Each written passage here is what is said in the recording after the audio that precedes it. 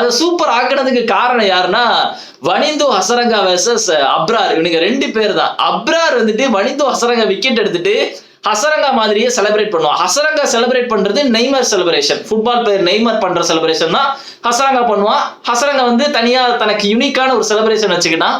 But நம்ம அப்ரார் வந்து என்ன பண்ணுவான், அசிங்கமா அதே செலிப்ரேஷன் அவன் பண்ணுவான். அது பாக்குறதுக்கே ஆக்வர்டா இருக்கும். அப்ரார் பண்றது ஒரு மாதிரி சில்லி மயிர் மாதிரி பண்ணுவான்.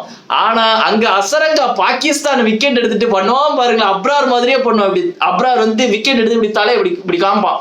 இது ஏற்கனவே எங்க பண்ணிருப்பான்னா சுமன் கில்லுக்கு அப்படி பண்ணுவான். ஏசியா கப்ல சாம்பியன்ஸ் டிராஃபி நடந்துச்சு இந்த வருஷம் இல்லையா, அதுல சுமன் கில் விக்கெட் எடுத்துட்டு அதே மாதிரி ரியாக்ஷன் கொடுப்பான். அப்படி கையை கட்டிட்டு போடா போ அப்படின்ற மாதிரி ஒரு ரியாக்ஷன் கொடுப்பான். அதே மாதிரி ஹசரங்கா விக்கெட்டை எடுப்பான்.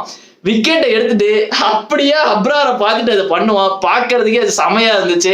அதுக்கப்புறம் மேட்ச் முடிஞ்சதுக்கு அப்புறம் 2 பேரும் ஓகே அப்படின்ற மாதிரி கையெல்லாம் கொடுத்துட்டு போயிட்டானுங்க. ஒரு ஹோல்சம் மூமெண்டா இருந்துச்சு.